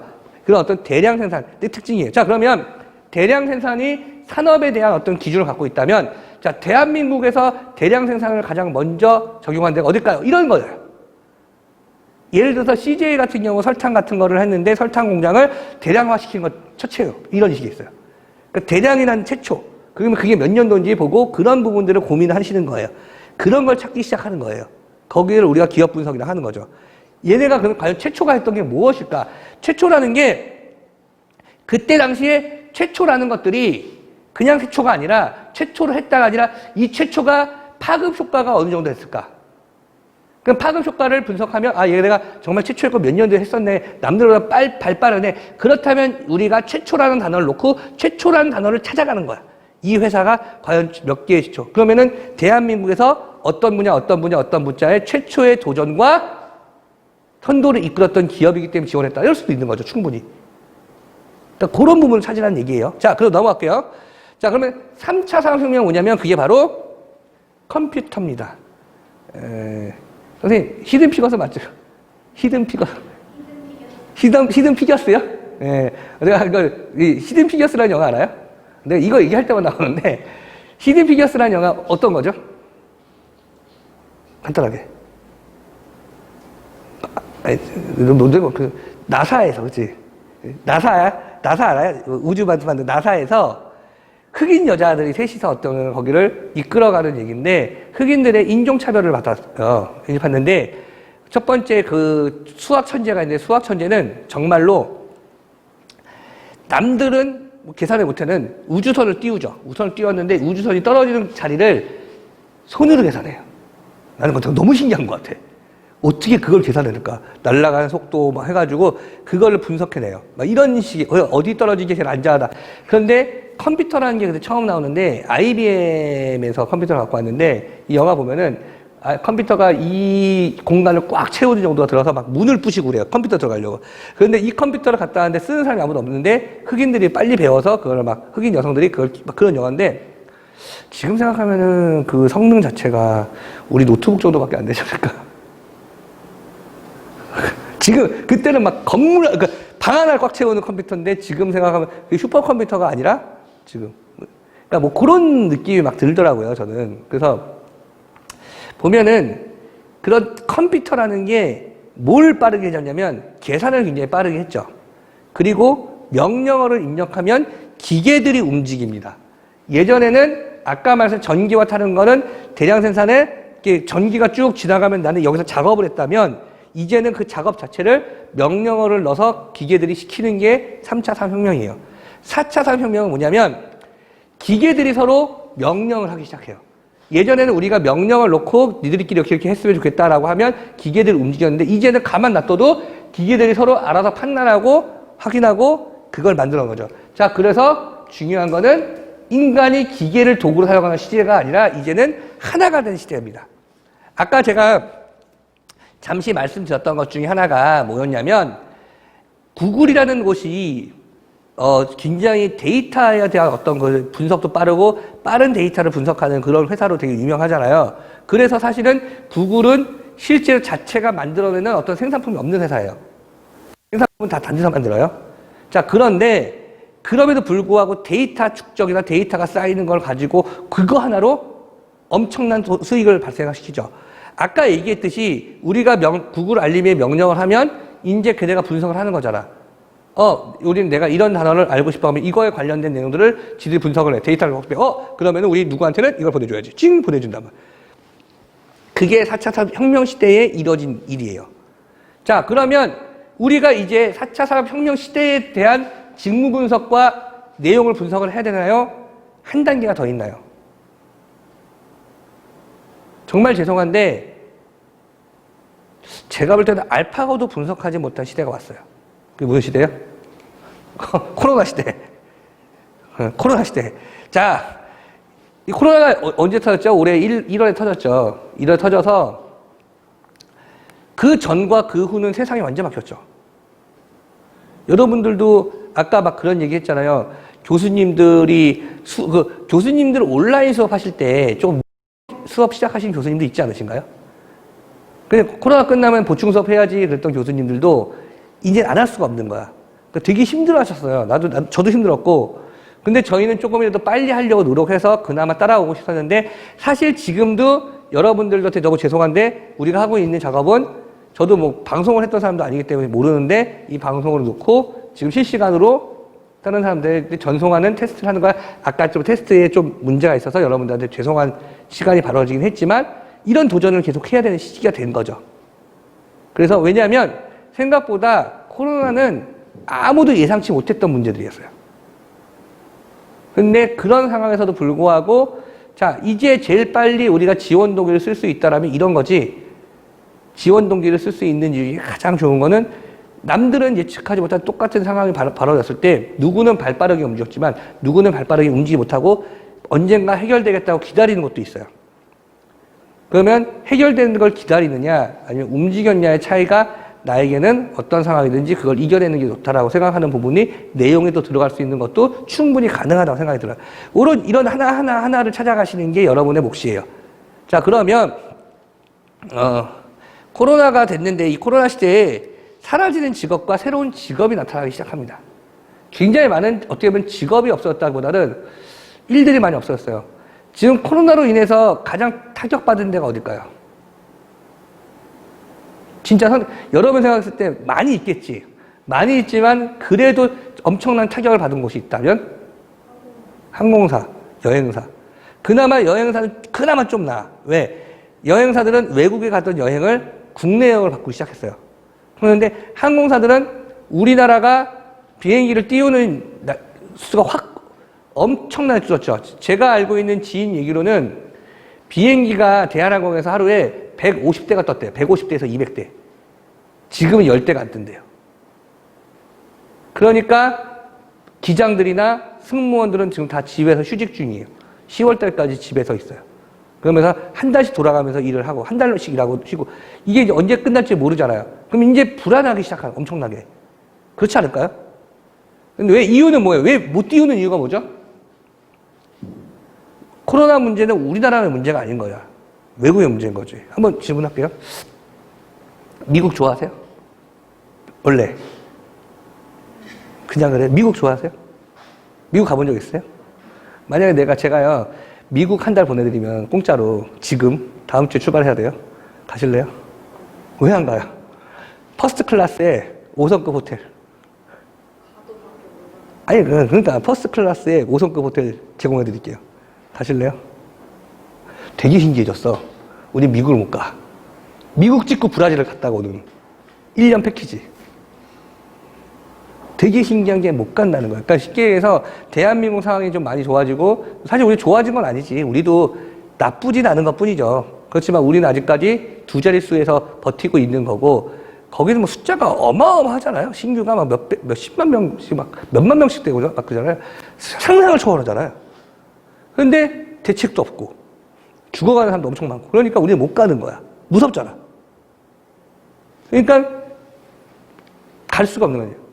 그냥 비즈니스 대 비즈니스만 할 수 있는. 이제 점점 그렇더니 생각지도 않고 온라인 쪽 업체들이 엄청나게 성장을 해요. 왜? 그렇게 되니까 온라인으로 뭔가를 해야 돼요. 다 화상회의를 해야 돼요. 그러니까 제가 해외 무역하는 팀 애들을 물어보니까 다 화상회의를 한대요. 그러면은 물건 어떻게 팔아? 그랬더니 그래도 그건 괜찮대요. 그 항만 이런 것들 이제 해운 이런 어떤 건 물건을 서로 보내는 건 그래도 낫대요. 서로 회의가 되면, 그러니까 대화만 되면 되니까. 출장 가서 얘기할 걸 그냥 메일로 쓰고 전화상으로 하고 진행하는 건 괜찮다는 거죠. 자, 이제 그러면 점점 거기에 맞춰서 바뀌고 있을 거라는, 직무도 바뀌고 직업도 바뀔 거라는 예상을 하고 우린 준비를 해야 되는 거예요. 자, 그러면 온라인 인적성 검사가 생겼습니다. 그거 혹시 아세요? 삼성전자 요번에 온라인으로 인적성 검사한 거 아세요? 들으셨죠? 자, 그러면은 중요한 건 유형과 난이도가 바뀌었어요. 자, 삼성전자가 그나마 온라인을 가장 인적성을 먼저 했는데, 고민해 봅시다. 다른 회사들은 못했는데 삼성은 먼저 시작했어요. 삼성이 잘했다는 얘기가 아니라 그런 게 이제 우리가 이력서 자기소개서를 쓰는 항목 중에 하나가 된다는 얘기를 드리는 거예요. 자, 그러면 다른 회사들도 온라인 인적성 검사를 모르는 건 아니었을 텐데 왜 과연 시작을 못하고 저기 먼저 시작을 했을까요? 온라인 하면은 걱정하는 게 뭐죠? 부정행위죠, 부정행위. 그러니까 부정행위를 막기 위한 방법을 찾았어요. 연구를 하는 거죠. 온라인 검사의 부정행위를 막기 위해서는 몇 가지가 있었냐면, 첫 번째, 제가 듣기로는 그냥 화면에다 놓고 이 화면을 딱 보게 되면 자기의 어떤 손이 내려가면 부정행위래요. 그래서 손이 내려가지 않게끔. 그리고 만약에 얘가 끊겼어, 인스턴트하게 끊겼죠. 그럼 끊긴 걸 인정을 해주고 그걸 더 추가를 해줬대요. 그리고 그 화면을, 시험을 볼 수 있는 도구를 미리 집에다 다 배송을 했대요. 배송을 해가지고 그 작업을 시킨 거야. 왜? 그러면은 차라리 그러면은 그 예산 낭비가 아니냐. 다시 회수 받으면 되는 거고, 나중에 알겠지만 인적성 검사를 하기 위해서 빌렸던 뭐 학교, 시설물 이런 걸 하고 비용하고 치면은 사실 한 번 쓰면 계속 쓸 수 있으니까 그게 낫다고 생각을 한 것 같아. 어차피 택배로 보내는 거니까, 수험시 보내면 되는 거니까. 그런 부분이 삼성도 잘 판단했던 것 같아요. 그리고 유형하고 난이도가 바뀌었다는 게 뭐냐면, 인적성 검사의 특징 중에 하나가 뭐냐면 문제가 그렇게 어렵지도 않은데 시간이 짧아요. 그래서 빨리 다다다다다닥 치고 나가야 돼요. 시간 싸움이라고 맨날 이야기하잖아요. 시간을 보고. 그래서 인적성 검사 강의하시는 분들의 특징 중에 하나가 이런 문제 포기해버려. 너 찍어버려. 왜? 여기에 시간을 쓰지 말고 이거는 오래 걸려서 풀지 못해서 점수나, 근데 이 점수나 이 점수가 똑같기 때문에 빠른 걸 풀어, 이렇게 얘기를 많이 하셨거든요. 그런데 어떤 유형을 바뀌었냐면, 시간이 많이 걸리는 거, 풀기 쉬운데 시간이 걸리는 것들은 컨닝하면 금방 풀 수 있는 문제들이라는 얘기인데, 반대로 따지면 그거와 상관없이 이 문제를 풀기에는 시간이 오래 소모되는 문제들로 유형을 바꾼 거예요. 그러니까 어떻게 보면 부정행위를 해봤자 어렵지 않다는 것들에 대해서 그런 유형을 바꿨던 게 그들의 특징입니다. 자, 그 다음에 공개 채용을 상시 채용으로 바꿨고요. 그러면서 연계형 인턴십이라는 거를 준비했죠. 연계형 인턴십을 준비했고요. 그리고 온라인 면접, 그래서 아까 얘기했듯이 AI 면접이든지 화상 면접을 준비합니다. 자, 그래서 우리는 이번에 여러분들하고 화상 면접을 진행을 하려고 합니다. 프로그램, 오늘이 아니라 여러분 프로그램 중에 4일은 이력서, 4일은 PT, 토론, 면접을 진행을 합니다. 그 다음에 4일은 실제 면접을 진행해서 이 이론반 학생들한테 교육을 진행하는데, 그 중에 하루는 저희는 그 한 번 정도는 온라인으로 생각을 하고 있어요. 그러니까 온라인 PT 면접, 온라인 토론 면접, 온라인 그 인성 면접 이런 걸 준비할 거예요. 그래서 왜냐면 해보시면 알겠지만 굉장히 달라요. 느낌이 달라요. 느낌이 되게 다르고 생각보다 어려워요. 왜냐면 일단 내가 상체만 나오잖아요. 상체만 나오기 때문에 이 상체만 나온다는 것 자체가, 일단은 하체는 자유롭다 생각하고 막 움직이거든요. 근데 그게 상체가 흔들려.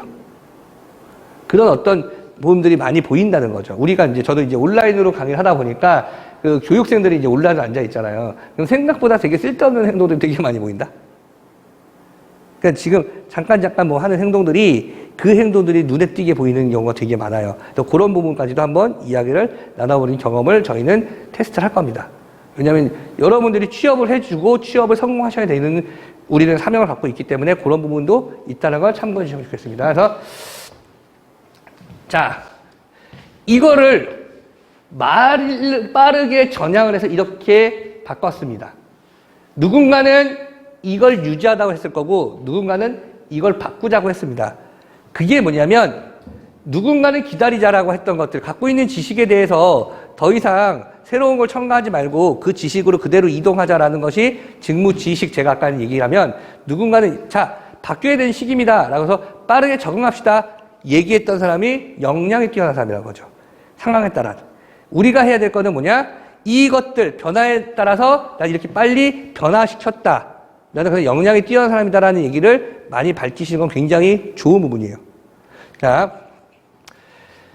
시대가 필요한 역량, 일단은 제일 중요한 걸 말씀드리면은 문제 해결 역량을 제일 좋아합니다. 그래서 여러분들의 이력서 자기소개서 상에 들어가야 될 건 뭐냐면 내가 어떤 어려운 문제를 해결했던 내용들이 분명히 들어가야 돼요. 이 문제 해결 역량은 어느 기업이나 좋아하고 어느 직무나 좋아합니다. 하지만 반대로 따지면 재무 쪽, 회계 쪽은 문제 해결 역량보다는 디테일하고 섬세하고 꼼꼼한 걸 좋아하겠죠. 어쩔 수 없이 그 직무 자체가 그런 일이기 때문에요. 자, 그러면 일단 기본적으로 문제 해결력을 가지고 있다라는 부분에 대해서 밝히는데 이 문제 해결력을 잘 한번 해설해 봅시다. 가끔 문제 해결 역량을 그냥 쓰기 위해서 재무나 회계를 쓰는 친구들 중에 하나가 그런 거 쓰는 친구들 생각보다 많아요. 내가 비리를 발견했다.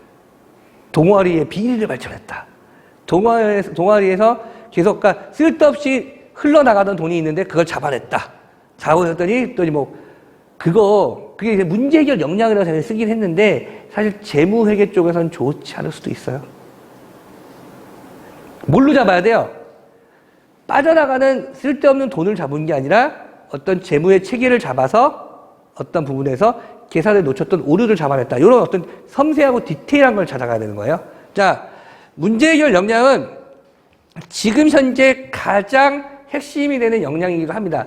원래부터 4차 산업혁명 시대에 가장 좋은 핵심이기도 했는데 실제로 코로나가 터지고 나서부터 더 이슈가 되는 문제라는 걸 부분을 보시면 됩니다. 또 두 번째는 학습 민첩성.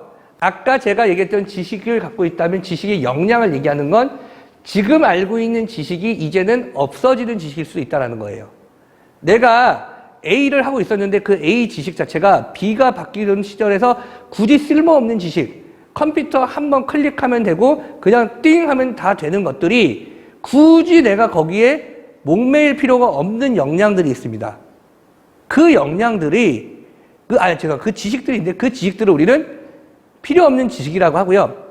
새로운 것을 받아들이는 것들을 우리는 직무 역량이 뛰어나다, 학습 민첩성이 뛰어나다. 그렇기 때문에 여러분들이 해야 될 거는 그런 어떤 새로운 걸 받아들이는 것에 두려워하지 않고 빠르게 나가는 사람이라는 것을 조금 더 밝혀주시면 좋겠어요. 이거는 어떤 직무나 마찬가지입니다. 조직소통협업. 지금 제가 계속 보여드리는 내용들 중에 하나는 보면은 혹시라도 공기업에서 봤을지 모르겠는데 공기업에서도 항상 직업 기초능력 10가지의 나오는 내용들이기도 해요. 대표적으로 나오는 내용이기도 하고 실제 기업에서 많이 물어보는 자소서 항목이에요. 이 항목들이 숨어 있을 뿐이에요. 이렇게 대놓고 물어보지 않고 질문들을 돌려서 얘기를 하죠. 자, 그러면 예전에 말하는 협업 능력은 한 회사에 오래 다니면서 그 일을 계속했던 사람들, 꾸준히 일하는 것을 약간 조직의 어떤 오래 다니는 일, 그러니까 쉽게 해서 그 회사에 평생을 충성도 높이는 충성을 갖고 있는 그런 마음들을 가지고 있는 마음이라고 이야기를 했다면 지금의 협업 능력은 좀 다릅니다. 그건 뭐냐면 지금 당시의 협업 능력은 새롭게 만나는 누군가와 빠르게 적응하고 빠르게 소통해서 결과치를 내는 걸 협업 능력이라고 얘기해요. 파견직이라는 일을 되게 많이 듣잖아요. 파견해서 그들을 해. 팀 프로젝트 단위입니다. 예전에는 그 사람이 오래 다닌 사람이 좋았다면 지금은 요번에 이 일을 해야 돼. 팀 한번 짜봐. 그러면 우리 팀에는 누구 보내고 누구 보고 새로 만나서 서로 회의를 하고 협업을 해서 결과치를 만든다. 그걸 협업 능력이라고 불러요. 그러니까 쉽게 해서 어느 조직에 가서 빠르게 적응했고 그 조직을 위해서 내가 어떤 노력을 했다가 내가 비춰줄 수 있는 협업 능력이라고 생각하시고 자, 이제부터 협업은 어떻게 해요?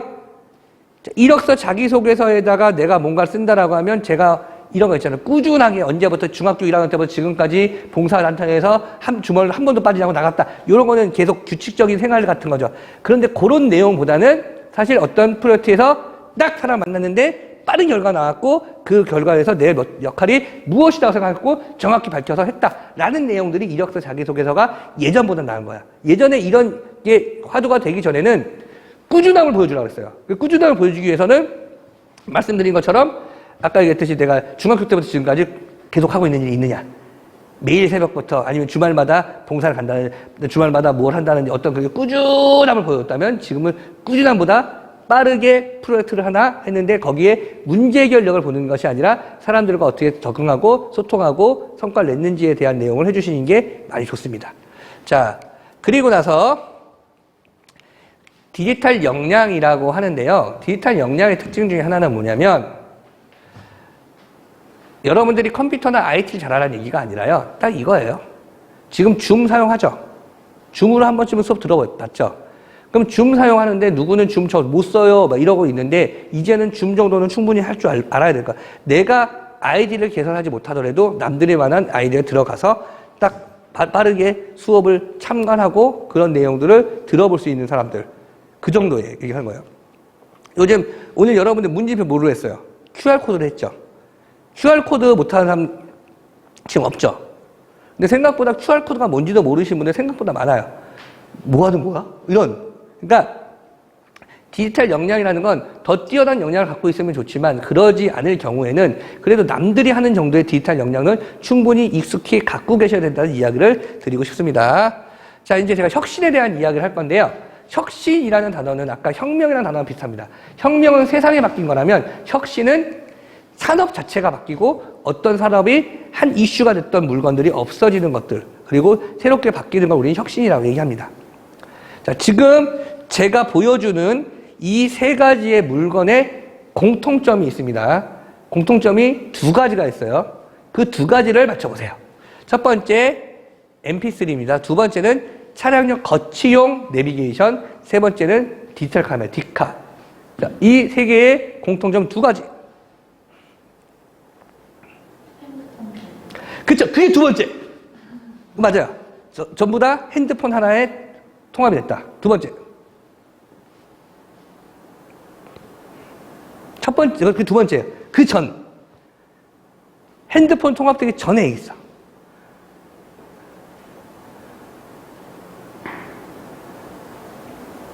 질문하겠습니다.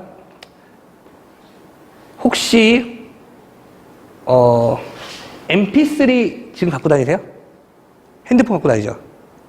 그렇죠?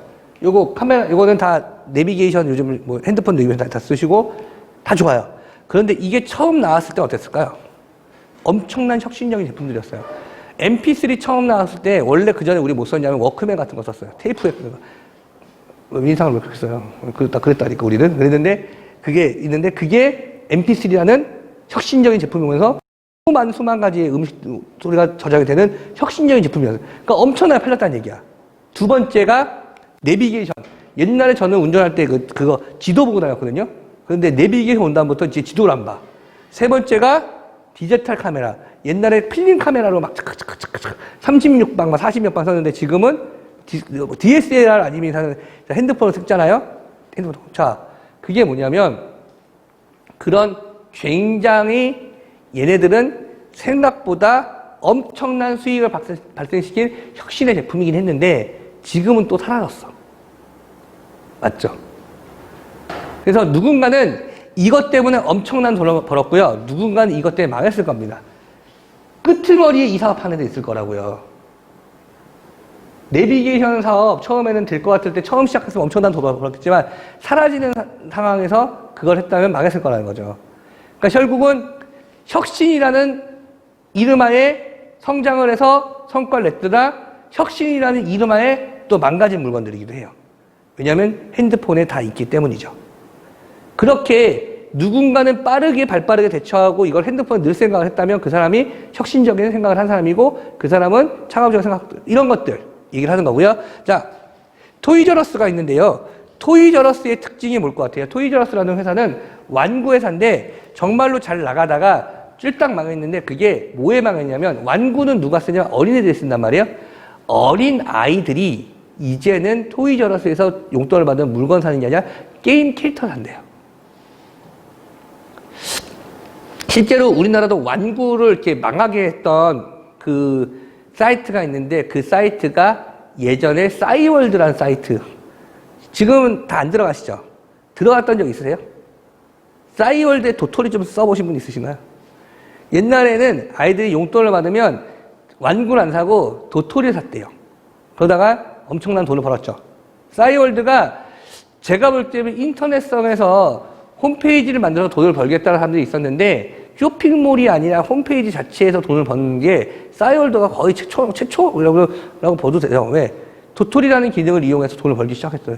근데 지금은 또 우리 안 들어가지. 왜? 돈을 써야 되기 때문에 안 들어가는 거야.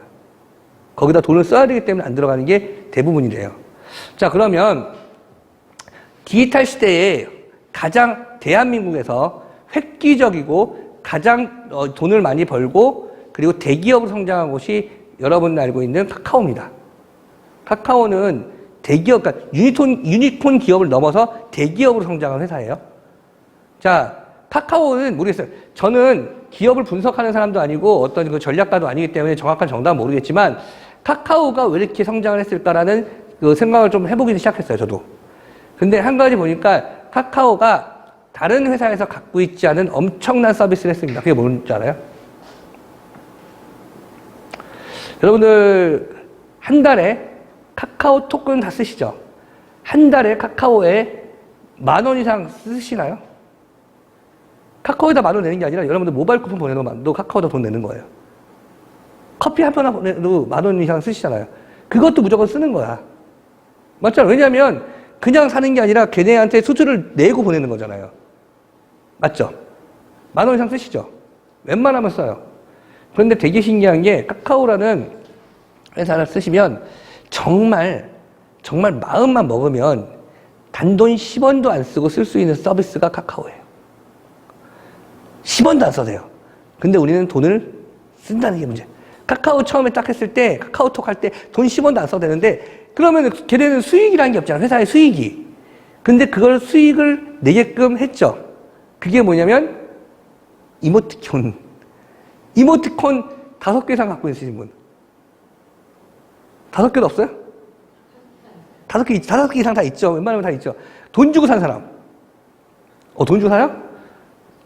선물해 보신 분. 한 20개, 난 지금까지 한 20개는 선물해 본 것 같아. 우리 엄마도 해줬어, 내가. 우리 엄마 보내달라 그래서. 그런 식으로 돈을 쓴단 말이에요.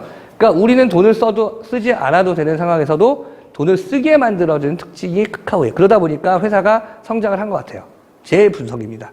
남의 분석이 아니라. 왜냐하면 무료이기 때문에 가입을 했는데 무료이기 때문에 가입을 하고 무료이기 때문에 쓰고 있는 서비스를 받고 있는데 무료임에도 불구하고 뭔가 요것만 쓰면 재밌고 즐겁고 솔직한 얘기로 이모티콘 쓸 이유가 뭐가 있어.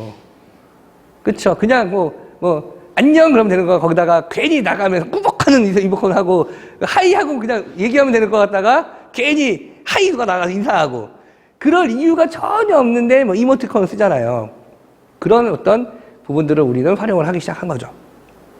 자, 그런 하나들 생각하면 됩니다. 자, 이제 이렇게 변하는 세계에서, 변하는 상황에서 여러분들이 조금씩 더 많은 것을 받아들이고 그게 빨리 적응하는 것, 그거 우리를 역량이라고 이야기합니다. 그렇다면 우리가 이력서 자기소개서 면접이라는 기준을 봤을 때 해야 될 건 뭐야?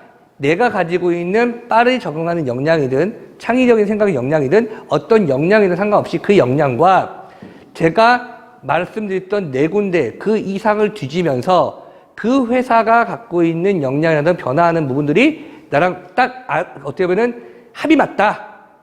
느낌이 비슷하다, 가치가 맞다, 원하는 게 비슷하다 라고 하면 그거를 그럴싸하게 꾸며서 쓰시는 게 지원 동기라고 얘기 드리는 겁니다. 그런데 참고로 하시는 거는 아까는 기업 분석이라면 지금은 직무 분석이란 말이에요. 직무에 대한 직무 지원 동기라는 게 있어요. 기업 지원 동기와 직무 지원 동기가 있는데 기업 지원 동기는 이 회사를 들어가고 싶어서 쓰는 거고요. 직무 지원 동기는 이 일을 하고 싶어서 하는 얘기예요. 아까 제가 항공사를 얘기 들었지만 항공사를 기준으로 아시아나 대한항공은 이 회사를 들어가고 싶어 들어가지만 진에어나 에어부산 같은 데는 가고 싶은 게 아니라 사실 메이저급을 떨어졌기 때문에 그랬죠. 내가 메이저를 떨어졌지만 난 그럼에도 불구하고 이 회사를 가고 싶다 그런 마음을 갖고 있다면 이 직무를 진짜 좋아하는 거거든요. 그러면 그건 직무 지원동에 쓰시는 거예요. 그러니까 뭐 직업, 직무, 그다음에 직군이라는 게 있는데 직업이라는 건 내가 하는 일을 직업이라고 해요. 좋아하는 일. 저는 강사라는 직업을 갖고 있죠. 직무는 거기서 진짜 하는 일. 제가 어떤 강의를 하죠? 강사라는 직업은 많이 있어요. 뭐 CS 강사도 있고요. 뭐 레크레이션 강사도 있고요. 뭐 판매 강사도 있고요. 강사들이 있어요. 노래 강사도 있고요. 하지만 제가 가르치는 건 뭐냐면 저는 취업 교육이죠. 좀 취업 강사예요. 그게 저의 직무라고 보시면 돼요. 직군은 뭐냐면 우리 같은 사람들 모았을 때 그걸 우리는 교육업계에서 일하는 사람에서 직군으로 모을 수가 있습니다. 자, 경찰관으로 얘기해 볼게요. 경찰관은 직업이죠. 거기서 내가 교통경찰이든 어떤 경찰이든 하는 것을 우리는 직무라고 하고 그들을 공무원이라 불러요. 이렇게 나눕니다. 자, 그러면 기업은 직업으로 뽑나요? 직무로 뽑나요? 사람을 뽑을 때. 직무로 뽑나요? 직업으로 뽑나요? 기업은 직무로 뽑아요. 요번에 어떤 생산관리직, 뭐 IT직 이런 식으로 특히 수시 채용이 되면서 더 그래요. 그 부분에 빠져 있는 사람을 채우기 때문에 수시 채용인 거거든요. 그러면 직무 중심을 뽑아요. 그런데 공기업이나 공무원들은 직업 중심을 뽑아요. 경찰관 뽑을 때 뭐 교통경찰 뽑는다는 얘기 들은 적 있어요? 아니거든요. 경찰 공무원을 뽑아서 그 사람의 역할을 나누기 때문에 거긴 직업으로 뽑습니다. 그러니까 직업으로 뽑는다고와 직무로 뽑는 게 다르다는 걸 충분히 알고 계셔야 되고요. 직군으로 뽑는 데도 있어요. 직군으로. 한번 보여볼게요. 자비룸이라는 사이트에 들어가시면 여기에 이렇게 자비룸 직무사전이라는 게 나와요. 그러면 이걸 클릭하시면 이렇게 직 써있죠. 이걸 우리는 직군이라고 부르는 거예요. 이걸 직군, 경영지원, 전문 기타직, 요런 것들, 금융은 금융으로 뽑잖아요. 그러게 이제 약간 직군으로 뽑는 거라고 생각하시면 여기에 이제 직무가 나오죠. 이 직무가 흔히 말하는 대기업에 있는 직무예요. 대기업에 있는 직무. 자, 클릭하시면 기획 전략에 대해서 하는 내용이 쭉 나와야 돼요. 자, 그리고 나서 제가 아까 여러분한테 계속 말씀드렸던 거는 이 회사에 내가 이런 지시 갖고 있다가 아니라 이런 직무 양을 갖고 있다라는 얘기를 했죠. 그러면 이 클릭해서 필요 역량이라는 걸 클릭하시면 여기에 역량이 뜹니다. 내가 말한 이 직업, 이 직무는 기획 전략이라는 직무는 여기 이런 역량을 필요로 한다라는 내용이 있거든요. 그렇다면 내가 이 직무에 지원할 거라면 아까 얘기했듯이 여러분들 사례를 뽑은데 사례는 이제 좀 이따 강의 때 말씀드리겠지만 그 내용에서 내가 어떤 역량을 체크하면 좋겠다라는 역량을 체크해 놓으시고요. 그 역량이 이 기획에 들어가는 것이 좋다라고 하면 여기에 맞히는 내용들, 그 사례를 뽑아서 그 사례를 쓰시면 더 그 직무를 뽑는 담당자가 조금 더 여러분을 평가하고 판단할 수 있는 그런 기준이 될 수 있습니다. 자, 이제 CEO라는 그 직무에 대해서 이제 딱 설명을 마무리할 건데, CEO, 뭐죠? 대표죠, 대표. 대표들은 대표이사를 우리는 CEO라고 부르는데, 거기에 보시면 사장은 CEO. 자, 수석 부사장이 있어요. 최고 책임자, 그걸 COO라고 합니다.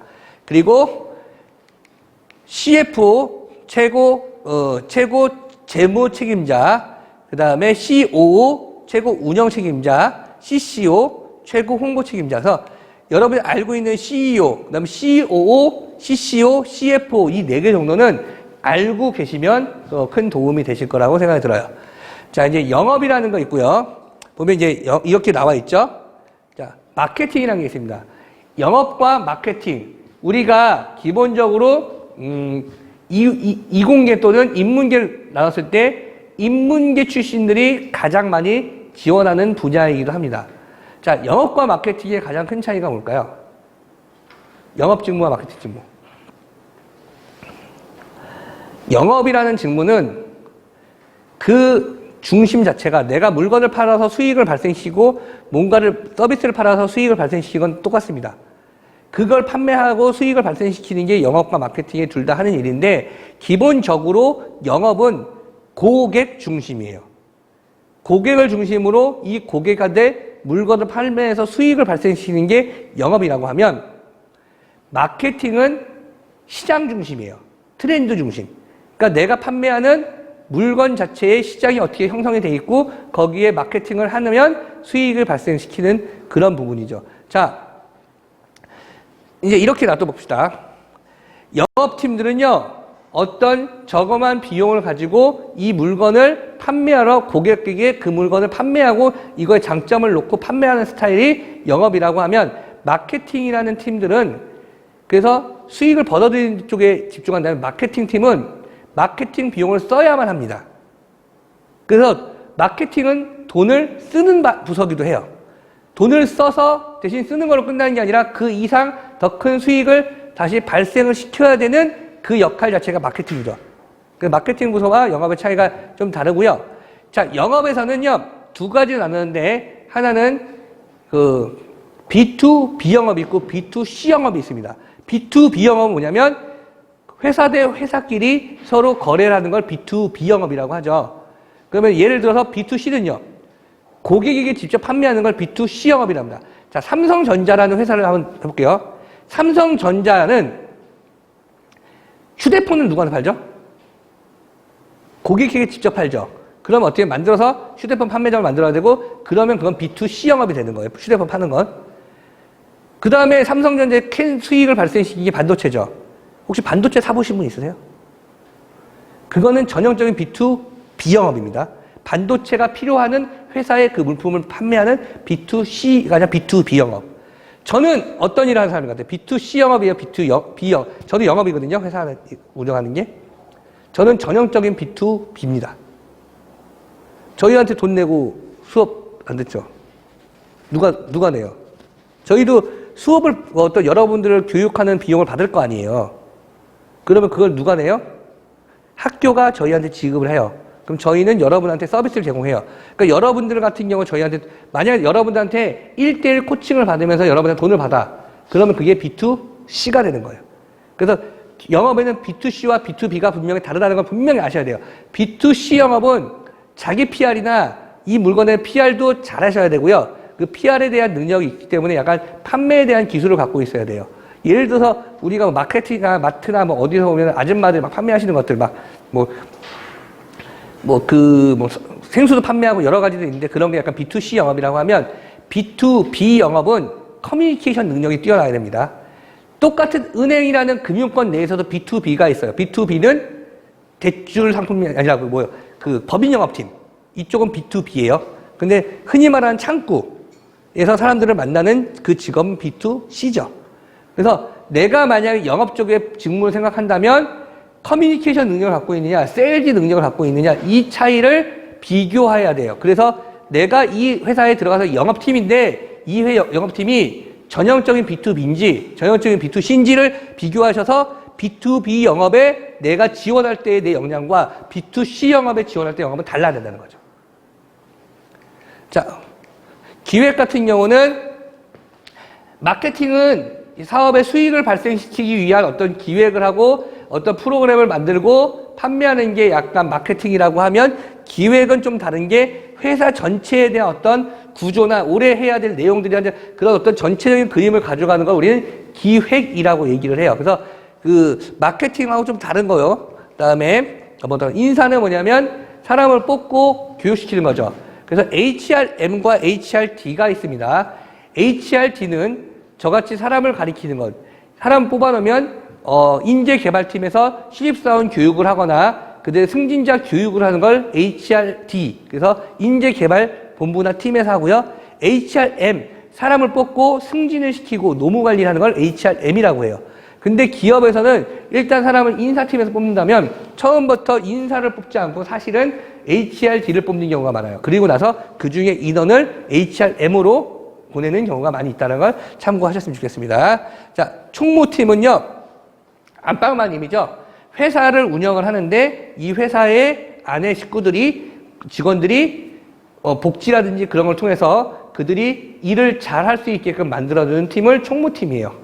그들이 어떤 갖고 있는 물품을 관리하거나 필요한 물품을 해주고 백업 작업을 해주는 게 총무팀이죠. 실제로 총무팀에서는 제가 예전에 그 포스코에 있는 건강관리센터에서 근무할 때 저도 역시 총무팀 소속이었습니다. 왜냐하면 제가 수익을 발생시킨 게 아니라 내가 그 사람들의 수익을 발생시킬 수 있게끔 그들의 건강을 관리해주는 역할이었기 때문에 저는 총무팀입니다. 자, 자재는 어떤 거냐면 물건을 관리하는 게 아니라 실제로 구매팀이랑 많이 연결되죠. 이쪽에서 영업팀이든 마케팅팀에서 우리가 이런 물건이 필요해. 생산팀에서 이런 물건이 필요해. 이런 자재를 구매해 주세요라고 하면 그 자재 구매팀에서는 그거를 정보를 분석을 해서 가장 싸고 좋은 자재를 어쩌면은 회사의 수익을 하기 위해서 비싼 금액이 아니라 가장 저렴한 금액으로 그것을 사들이는 그런 팀들이 자재팀이라고 보시면 되고요. 재무는 여러분 잘 알겠지만 그런 비용들을 지출하고 지급하고 계산하는 팀.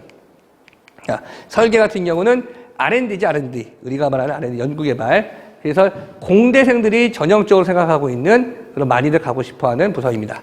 자, 품질관리 같은 경우와 생산관리가 있는데 생산관리와 품질관리의 가장 큰 차이는 생산관리는 생산 라인에 대한 부분들이에요.